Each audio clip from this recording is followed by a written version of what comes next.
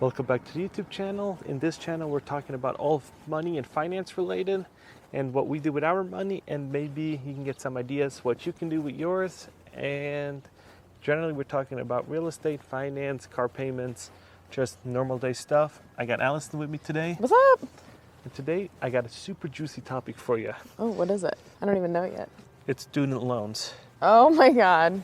Do you know about those? I know about those, but I don't have to deal with them anymore. So as of 2023, there were roughly 44 million people on student loan payment pause program. Ooh. So was interest accruing during that time?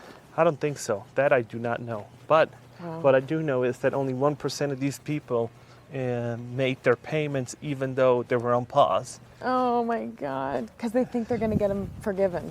And guess what? It's starting up again in fall. So what do you think? I believe it. So what do you think that has to do with the economy? Well, if people were already strapped for cash and now they're going to have another $500 payment every month, you and I know somebody with like an $1,800 payment every month.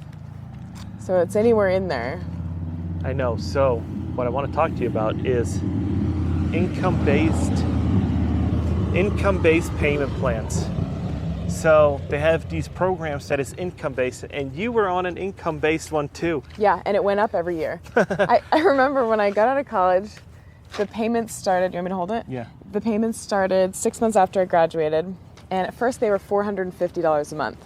And I had $70K in student loans total, I think at 6.5%. And at first they were $450 a month, and then the next year they went up. And then the next year they went up, and then they were like $600 a month, and I'm like, oh my God. And your loan went up too. Yeah, we were making minimum payments. So you taught me about like not making minimum payments for debt, and we paid it off in big chunks and ate ramen and rice and beans for a long time and paid them off. So what was really funny is that when I've met her and she told me about her student loans, I was like, how much are you paying? She's like, oh, it's not much, it's $500. I'm like, what kind of loan? And what was the loan amount? I think it was a federal subsidized loan. I think it was $50,000 to start off, and the interest went up to... No, $70K at 6%. No, it wasn't. Yes, that's what it was, but you didn't take out 70. It went up. It came up because of the interest, because the interest accrued faster than you paid it off. Yes. I mean, student loans is a screwed up thing. They give you the minimum payment so that it takes you like 30 or 40 years to pay it off. It's crippling to some people. So you're saying that these payments are going to come back? Yep. So 1% of these people actually kept up their payments and keep making payments because they were betting that the government could not reach an agreement. And now we're going to see the whole outcome in fall.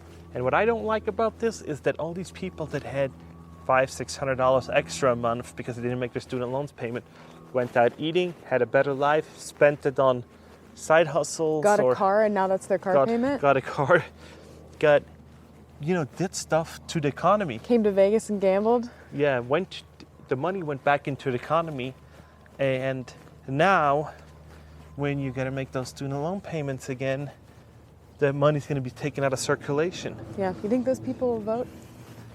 I think so. I hope so. I hope so. But see, voting alone isn't going to do it. And I'm going to tell you why.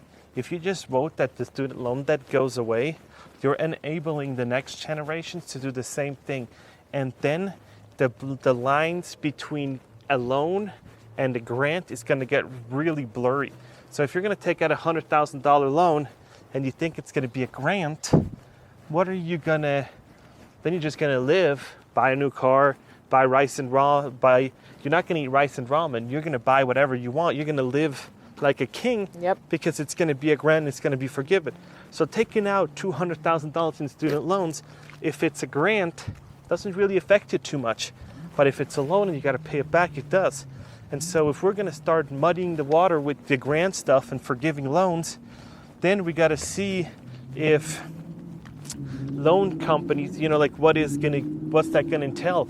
Because then all of a sudden college towns are just going to increase the tuition even more because they say it's a grant, it's going to get forgiven at the end of the day.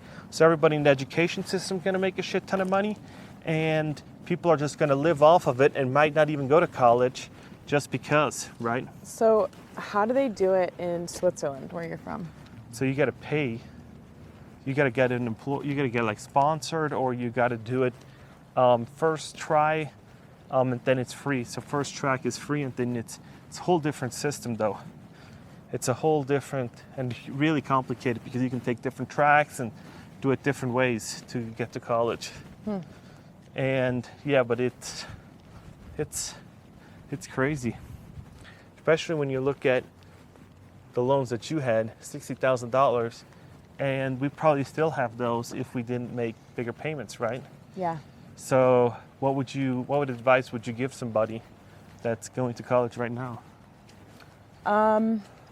Well, there's got to be some calculation for how many loans you should take out based on how much money you think you're going to make after you graduate with whatever major you have or whatever job you're going to get.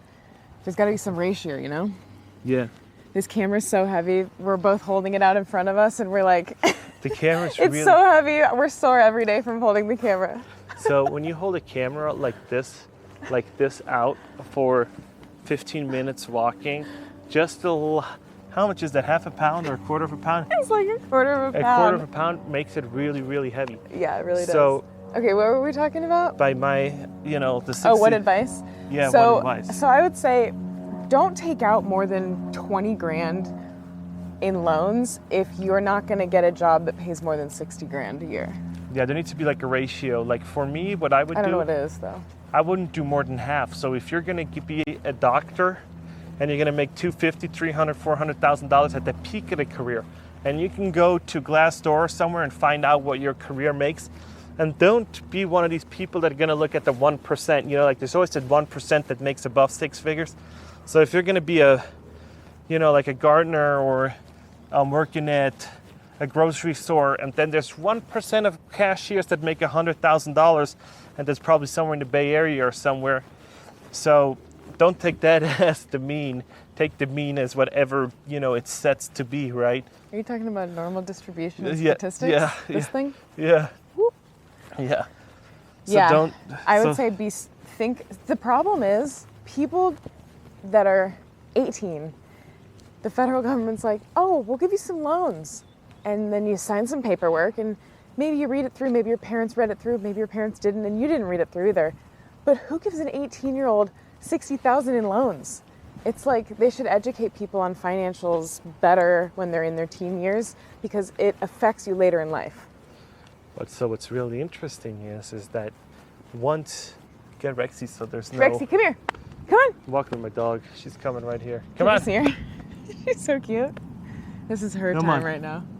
So keep her away from that little cadaver that got run over. Oh, So what I'm saying is that it's very important that you know what you're getting yourself into. And I do think the recession is going to come and fall when all these people have to make their money, have to make payments again. Hey, get away from the cadaver. Come on.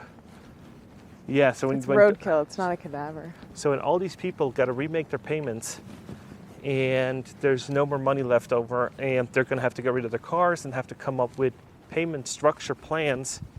Yeah, the camera's heavy. It's like, oh my gosh, I got an extension coming. So What are you talking about? got an extension coming. So this was it for this video.